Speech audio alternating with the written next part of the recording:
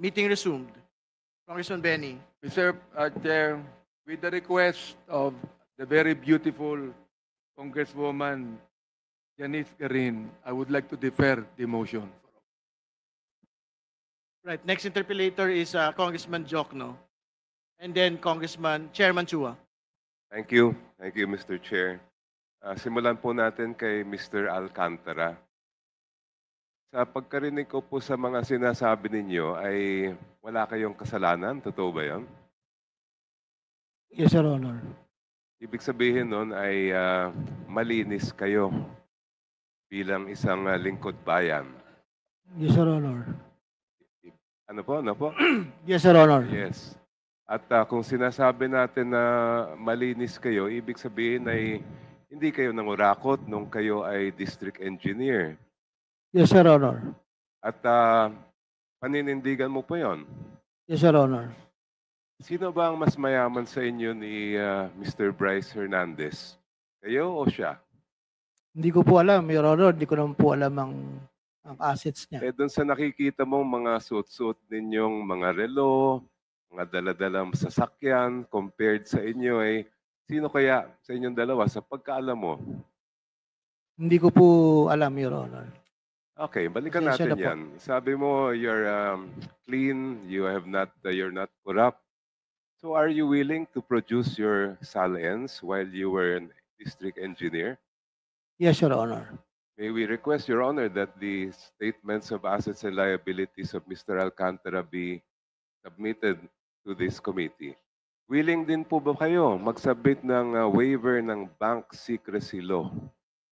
Wala naman po akong tinatago pero siguro naman po it's my right to reject po yung request po. Pwede lang po. Pakisagot lang po, willing po ba kayo na mag-waive o hindi? I think wala naman po ako tinatago, Your Honor. Pero I think it's my right not to sign a waiver po. So you're saying that you are not willing to sign a waiver of the bank secrecy law? Yes, Your Honor. All right. Sabi mo nga rin kanina, wala ka naman na tinatago. Are you willing also to sign a waiver of the cell phone records that are in the possession of the telco? Ano bang telco ang ginagamit ninyong kumpanya?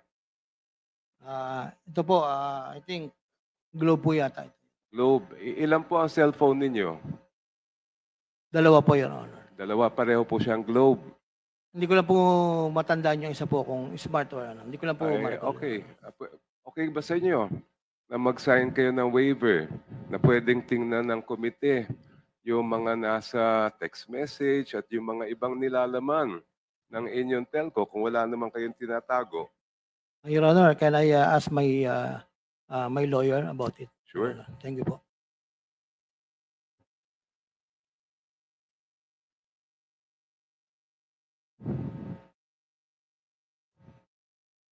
Mr. Chair. Chairman Chua, please.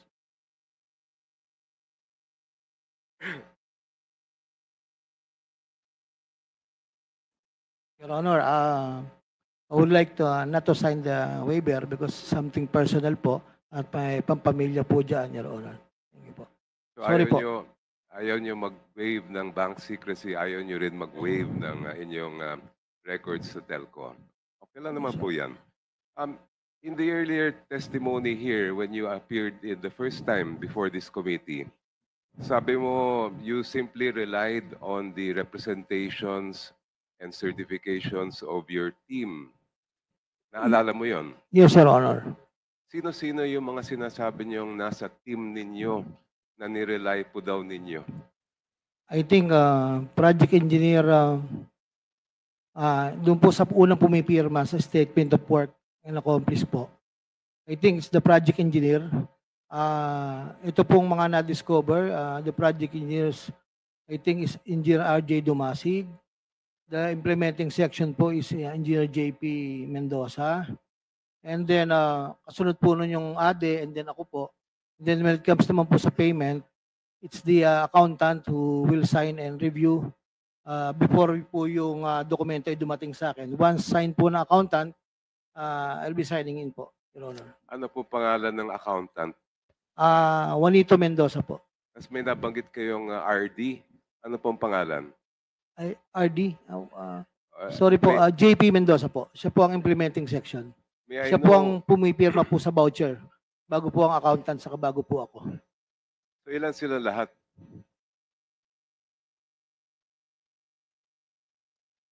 I think meron pa pong materials, another certification. Mga 5 po siguro, Your Honor po.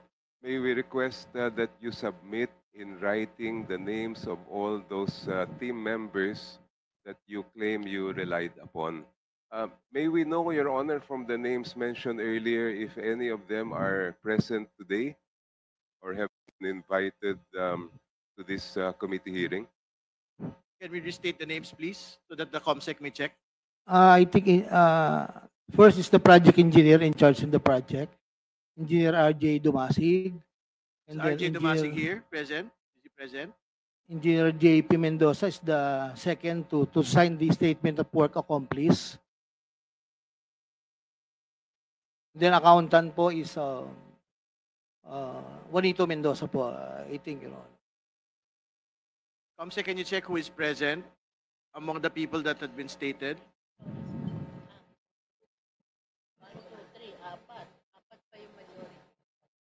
Your Honor, may tanong po? Hindi ko po Hinihintay po nakuha. natin. Then, check po. COMSEC po ang sasagot.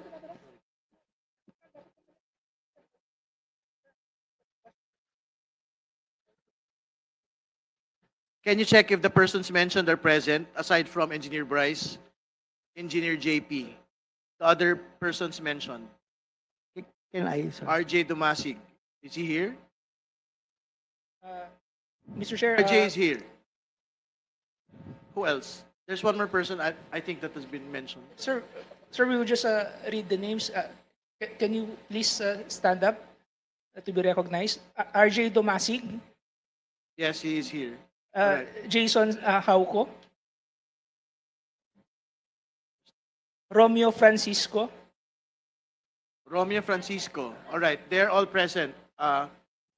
Congressman Jok. Your Honor, can I add po lang po? Tungkol lang po sa person, pagpa-final payment po kasi, may inspectorate team pong involved doon sa, sila po yung nagpa-final inspection. I just want to add lang po, Your Honor. May we ask, Your Honor, those names mentioned who are present to take a seat? I have a few questions for them. The mentioned resource persons are directed to go to the table, and that COMSEC is directed to administer the oath. Mr. Chair, just Congressman a short, Marcoleta, yes. just a short interjection. Since tinanong po ni Kong Chel kung sino po yung mas mayaman sa dalawa, yung DE or yung ADE, probably we can also direct the same instructions to the ADE. Yung ano po, yung mga waivers po na hinihingi ni Kong Chel ay maaari pong i-direct sa ating ADE.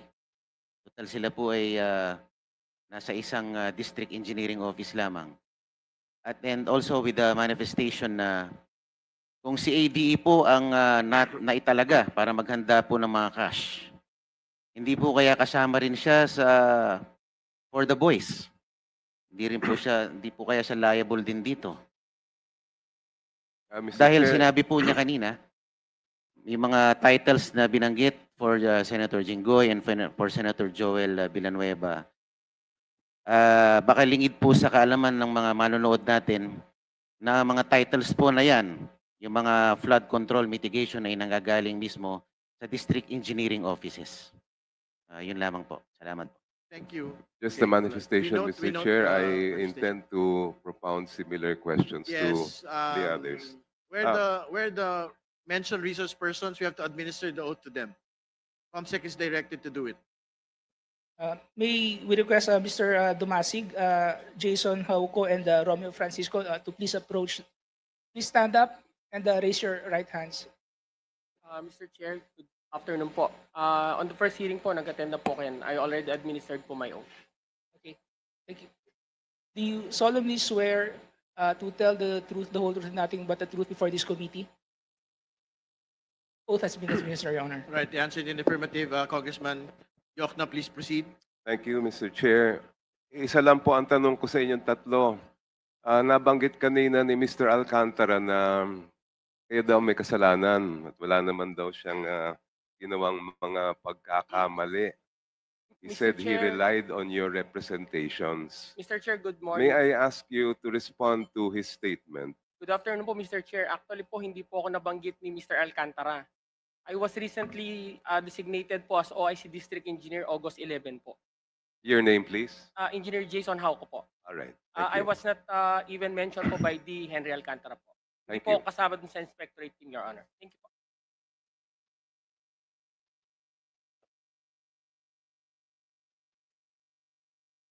I'm Romeo Francisco po. Your Honor. Narinig po ninyo yung tanong ko. Opo. Yes. Could I have your response? Ngayon lang, Your Honor, ngayon lang po ako napunta rito. Hindi po ako nababanggit doon sa mga nauna mga pagdinig. Ngayon lang po ako napunta rito. Kayo po si Mr. Dumasig. Hindi po. Ako po si Engineer Romeo Francisco. Earlier, ang sabi ni Mr. Alcantara, if I get you right, you were relying on the representations and certifications of your team. And then I asked Right. you, sino ba yung team na yon? And you mentioned the names of these persons sitting beside you. Tama ba yon? RJ Dumasig po, I mentioned RJ Dumasig, Engineer JP Mendoza, Assistant DE Bryce, used to be my assistant. And then when it comes to payment po, it's the accountant. Pag final payment po, there is inspectorate team to check the project po. Yun po. So yung nandito lang po ay si Mr. Dumasig. Wala po si accountant. I think, yes po, na-bypass po siya. Same question, sir, to you. What do you say to the allegations of Mr. Alcantara that it's your fault that the certifications were relied upon by him? Yes po, Mr. Chair. Good afternoon po. Ako po yung naka-assign na project engineer dito po sa na-issue na Ghost Project. Dito po sa Piel Baliwag. Actually, Mr. Chair, ito po, parang pinilit po kasi ako, hindi po parang, pinilit po ako na pirmahan tong Statement of Work Accomplishment nung hepe ko po. So bilang empleyado po nila, sumunod lang po ako sa utos nila. Sabi po nila sa akin, sila na daw po ang bahala doon sa specific project po na yun, Mr. Chair. Sino yung nababanggit niyong hepe? At that time po, si Engineer JP Mendoza po, Mr. Chair. Ano ang relasyon ni Engineer Mendoza? Sino ang hepe ni Engineer Mendoza? Siya po yung construction chief namin. And who does he report to? To ano po, mabali may assistant DE pa po, si Bryce Hernandez, tapos si DE Henry na po at that time. Alright, so you are affirming that hindi niyo kasalanan, pinilit lang Yes, kayo. yes, Mr. Chair. Ano yung kapalit kung hindi kayo papayag doon sa sinasabi nilang dapat pirmahan ninyo? Mr. Chair, kasi po may mga evaluation po kasi na ginagawa sa opisina. Possible po na babaan po yung evaluation ko or pwede po akong madestino pag di po ako sumunod. Pwede po akong madestino sa ibang lugar. Ayoko naman pong malayo sa pamilya ko, Mr. Chair. Thank you, Thank you, sir. Mr. Chair. Kay Mr. Bryce Hernandez, kayo po Yes, ba Your ay tanong ko din sa inyo, sino bang mas mayaman sa inyo ni Mr. Alcantara? Kayo po ba o siya? Hindi ko po alam kasi hindi ko rin naman po alam yung resources po ng aking boss. Yun po. Your Honor. Alright. Kayo ba willing na mag-submit ng inyong statement of assets, liabilities at net worth Yes dito po, Your sa Honor. committee? Are you also willing to waive the bank secrecy laws para malaman natin kung totoo yung mga binabanggit ninyo? Yes po.